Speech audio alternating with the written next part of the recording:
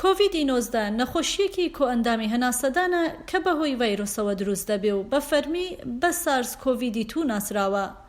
ئەمە دووهەم جارە ڤایرۆسی کۆرۆنا خەڵک نەخۆش بخات و ببێتە هۆی مردن. سارس بۆ یەکەم جار لە مانگی 11 ساڵی 2002 لە چین دەرکەوت.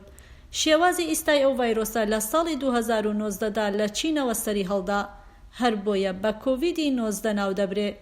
ڤایرۆسەکە هێرش دەکاتە سەر سیەکان و گەردەکانی ناوسیەکان لاواز دەکا کە بربەرەکانی لە هەوبوون دەکەن.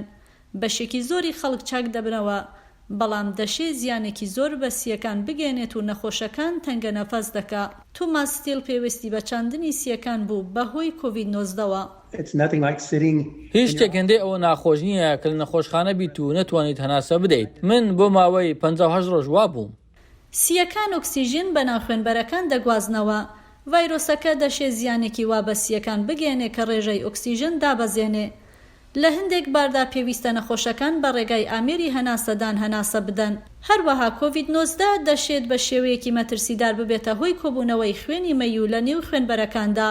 ئەو کەسانەی کە گرفتی خوێنبەرەکانیان بەهۆی بەرزی فشاری خوێن یان جەڵتەی مێشکەوە بۆ دروست بووە یان خۆد ئەوانەی کە نەخۆشی دڵیان هەیە، مەترسیەکانی ئەم کاریگەریان زۆرترە. ئەم خوێنە مەیوە دەشێت بە هەموو جەستەدا بڵاو بێتەوە، لە ناویاندا سیەکان و دڵیش. مەینی خوێن دەشێت ببێتە هۆی جەڵتەی دڵ یان جەڵتەی مێشک. دکتۆر ئالەن ئەندەرسۆن یەکێکە لەو پسپۆڕانەی نەخۆشی دڵ کە بینیوێتی کەسانێکی زۆر تەندروست گرفتی دڵیان لە ئەنجامی کۆڤید-19دا بۆ دروست بووە. ئەوە بەرزبوونەوەیەک لە نیشانەکانی ئەنزیمی خوێنان هەبوو کە لەگەڵ جەڵتەی دڵ یەک دەگرێتەوە. هەرچەندە هیچ بربەستێکی خوێنبەریان لە خوێنبەرەکان نەبوو، بەڵام لێدانی دڵیان کێشێ هەبوو. ئەمەش بە ڕێژەیەکی زۆر ڕوویداوە. ئەو هەوبوونەی بەهۆی ڤایرۆسەکەوە دروست دەبێت دەشێ زیان بە شانەی دڵ بگێنێ. هەندێک لەو زیانانە چاک دەمنەوە، بەڵام هەندێکیان هەردەمێنێن. پزیشکەکان بۆشیان دەرکەوتووە ڤایرۆسەکە دەشێت کاریگەریەکی زۆر خراپی بۆ سەرگورچی لەشە بێ. لە ساڵی ڕابردوودا سیستەمی تەندروستی گەورەی نیویۆرک پێداچوونەوەی بەسەر حاڵەتەکانی زیاتر لە 5,000 توشبوونی کۆرۆنادا کردووە. لەو 5,449 نەخۆشەی پێداچوونەوە بەسەر حاڵەتەکانیان کرابوو، لە 36.6 یا دووچاری گورچی لەوەستان یان زیانی گورچیلە بوونەتەوە. لەوانەیە کە تووشی زیانی گورچیلە بوون، لە 14 پێویستیان بە پاکردنەوەی خوێنیان بە ڕێگای ئامێری تایبەت هەبووە.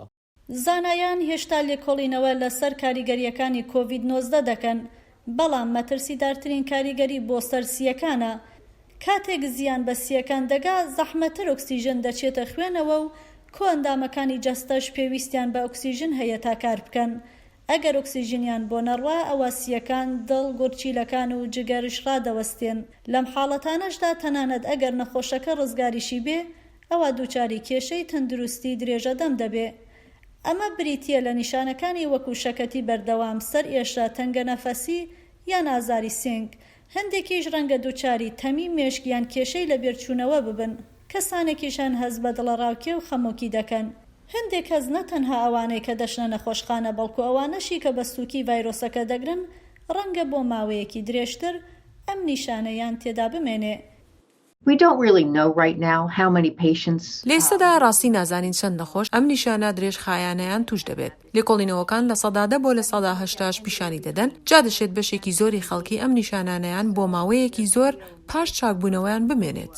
هەندێک ناوەندی پزیشکی بۆ چارەسەرکردنی ئەو کەسانەی نیشانەی درێژخایەنەکانیان هەیە دەستیان بە دامەزراندنی بەشی تایبەت کردووە. من هەرگیز نابمەوە ئەو کەسەی جاران.